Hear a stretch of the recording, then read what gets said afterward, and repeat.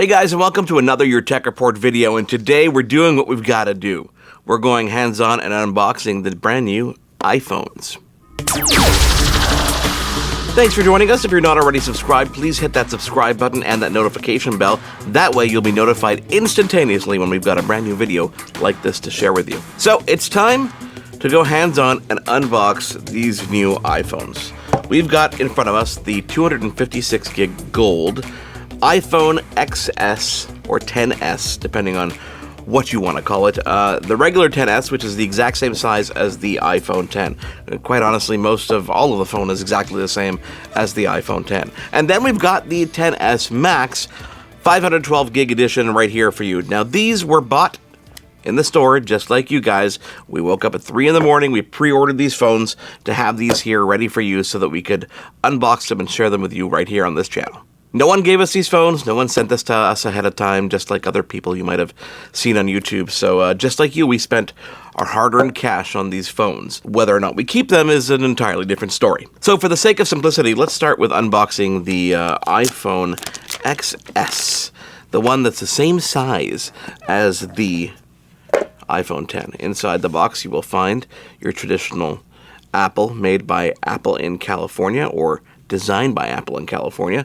Inside, you've got your sticker, you've got your bonjour, because we bought it, of course, in Canada, and of course, hello. So if you're looking at this in the States, you probably don't have bonjour. So limited edition, maybe, no? SIM card removal tool, which is right there inside. We'll put this back nicely in the packaging over here. Inside the box, you will see iPhone XS. Looks almost the same, except this one is the gold color. So this is a really, the gold is quite nice. If you look at especially if you look at the side, you can see how nice the gold lines are on this phone. It's a nice stainless steel gold, shiny, I don't know how to describe this, but it really is quite a beautiful gold color. So we're going to take a look at this one. Camera system, virtually identical to the iPhone X, the dual camera system over there. Obviously there are some software improvements, which we'll talk about in a couple moments. Inside the box, you've got your ear pods, you've got your charging brick. One noticeable absence, I guess, from previous generations: no Lightning to 3.5 millimeter headphone adapter. So we're officially in a world without the headphone adapter, guys. This is just AirPods, the Lightning edition, no adapter. So you're going to have to go out and buy that adapter if you want that. Of course, we got the Lightning cable in there as well. So that's pretty much what you find inside the box. Now, let's take a look at this phone for a second, because this really is the next generation iPhone. On the back, you can see it says iPhone over there. This is the iPhone XS, again, regular size. So if you compare it to the 10 of previous years, exactly the same form factor. I'll even take mine out of its case here and show you side by side how these differ or are alike. So exact same dimensions here, guys. Exact same dimensions. Actually, everything is pretty much the same, with one exception. On the bottom of the new XS, or the XS, the lines are slightly different. So this is the latest 4G LTE capable, which means it has all the modems. It has dual SIM card trays, which means it has enhanced antennas. So as you can see here on the bottom of the gold edition, which is on the top for you guys, the lines are slightly different on the bottom of the phone, and that's to account for a new antenna array on this device. So that's pretty much the only thing that changed aesthetically on the phone itself. Everything else, same display. You've got the same notch at the top of the screen. You've got the same layout of the camera system on the back. You've got the same layout of the buttons on the side. You've got the sleep wake, of course, on the right side, along with the volume knockers. You've got your kind of power and wake button on the right side, and of course your SIM card tray on the right side as well over there. And then on the back, you've got that dual camera array with the microphone and the flash as well. Let's take a look at the XS Max, see how that differs, and then we'll dive into some of the specs of this phone, which is where it does kind of stand out, I guess, if you want to really, draw a comparison to previous models. XS Max, bigger screen. Everything else should be identical in the box. So we're going to take a look at this here. We've got the paperwork right there, designed by Apple in California. Same stuff, larger print version. Inside the box itself, we've got your ear pods. Again, no headphone jack adapter. We've got the power block, and we've got the lightning cable over there. And here we have the iPhone XS Max. This is not the gold edition. This is the space gray edition. This is going to be an interesting comparison because when you hold it up against my 10, you could see the size difference over there. Take a look at the size difference. Number one, it's the same thickness overall. Thickness is identical. However, the screen size is significantly larger. And I mean significantly larger. Although, in your hand, though, it doesn't feel that much bigger.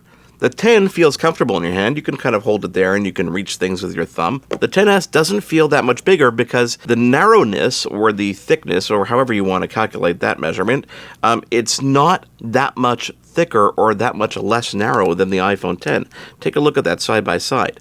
You can see it's actually just a little bit taller than it is wider. So in your hand, it's still really comfortable. And the weight distribution is actually pretty good, so it feels really comfy in your hand, which helps compensate for the fact that it's a larger screen.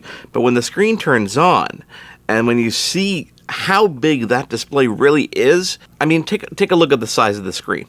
I mean, that is gigantic. That's a big screen. So if you love watching content on your iPhone, this probably is a good solution for you. Although if you bought the iPhone 10 last year, I would highly recommend not spending another close to $2,000 on a phone that's pretty much identical. Now, I mentioned that price tag, and I'm not joking. Here in Canada, if you take a look at, and I have the invoices here to show you, if I look at the 10S Max with Apple Care, okay, so Apple Care is $249 Canadian. The phone itself for the 512 gig edition, $1,729. So before taxes, $1,978. And I'm not joking here. $1,978. I'm not making this up. That's the invoice price. And the 10S non-max and 256 gig version, $1,589. So only $200 cheaper, $1,589 with Apple Care. That came to $1,838. $100 difference for the larger screen. So if you have to choose between these two devices and you're worried about the size of the phone, don't worry about it. I would definitely go for the Max if you're choosing between these two devices.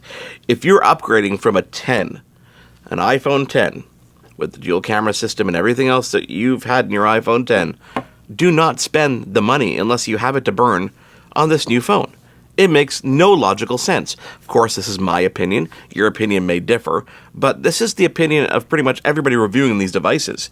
There's nothing different about these phones other than a newer processor, the neural engine, which is enhanced, and of course that new camera system, which quite honestly could be made available on the previous models with a software update. Why they kept it for the 10S? Probably for marketing purposes, but being able to adjust the background blur, if that's the reason that you're getting this phone, if that's a reason for you to go out and buy a new phone, then enjoy it, have fun with it, but I'm waiting for the next edition of the phone because to spend $2,000, close to $2,000 with Apple Care, a year after I just spent that amount of money on something that's almost identical seems absolutely ludicrous to me. So what are the differences between the last generation and current generation? Well, we've got the A12 Bionic chip on board, which has that enhanced graphics, enhanced processing speed. It's got enhanced gyroscope. It's got enhanced everything across the board. However, we haven't even pushed the limits of the iPhone 10. So do you notice a speed difference? Not really. Not really unless you sit there with a stopwatch and you time it compared to 10 to the 10S. So is that a reason to upgrade? You tell me. The 10S Max has a much longer battery life because it's got more space inside. Therefore, it has that real estate to support a much larger battery. So you get much more talk time, much more use time on a day, but you're getting it in a heavier package and in a larger phone. So it depends on what your actual goals are. Now listen guys, we here at Your Tech Report try not to go into the bits and bytes of things. So if we don't go into the bits and bytes of things, talking about these two phones, there's nothing different. If you want to go into the bits and bytes of things, then there's plenty of places for you to find all that information, and you'll know that what we just said is pretty much the case. Updated processors, updated camera system, updated software on the back end, but other than that, not that much different between the iPhone XS and the iPhone 10. So what do I tell people? Friends that come up to me and say, hey Mark, what do you think about the new phone? It's a great phone. It's a great premium smartphone. It's a great build. We love the iPhones. I'm not going to lie about that. We love the ecosystem. We love iOS. iOS 12 was great. But if you're upgrading from a 10, then I would say wait. I would say wait, don't spend your money, don't blow it on the XS because you're not getting that much of a difference in this kind of phone. If you're upgrading from a previous model, probably iPhone 6, iPhone 7, this is a no-brainer. 10 doesn't exist anymore, so you're going to get the XS. Whether you want to get the XS or the XS Max, $100 difference, you decide. You want the bigger screen and longer battery life? No problem, go for the XS Max. You want the smaller phone, the regular kind of iPhone 10 size, so you get a great big screen, especially upgrading from an iPhone 5, 6, 7, etc., etc. iPhone 8 users, that's a harder bargain because the iPhone 8 came out last year as well, so you're still upgrading just a year after. It's a lot of money to spend a year after. And you have that home button, which is one of those reasons that people really love to stick with the iPhone 8 because they want that home button. They don't like the fact that it disappeared. So, iPhone 8, iPhone 10, I would say hold off another year. They've got great things in store for future models, especially if you're going to spend more than $1,000 on a phone like this. If you've got an iPhone previous to the iPhone 8, no-brainer. Do the upgrade. Call your carrier. You know, this is a great opportunity to find out if you're locked into a contract and maybe you can get cheaper pricing and not spend $2,000 on a premium smartphone like this.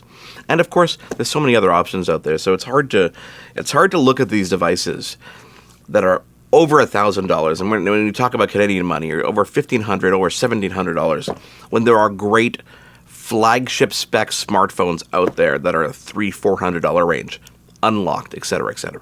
Anyhow, those are our thoughts on the iPhone XS and the iPhone XS Max. Don't hold it against us. We're all entitled to our opinions, right? Thanks for watching this video. If you liked it, do give us a thumbs up. Let us know what you think. We really want to know what you think in the comments below. Let's get a conversation going. Is there something specific you want us to pay attention to on these phones? Obviously, other than the camera system, because I can't think of anything else that I really want to test. And I cannot wait to bring you a video on the new Apple Watch Series 4. Because if you want to talk about a product that has really gone from somewhere to somewhere else in such a short period of time, we're talking about the Series 3 to the Series 4. This Apple Watch Series 4 is a fun conversation piece.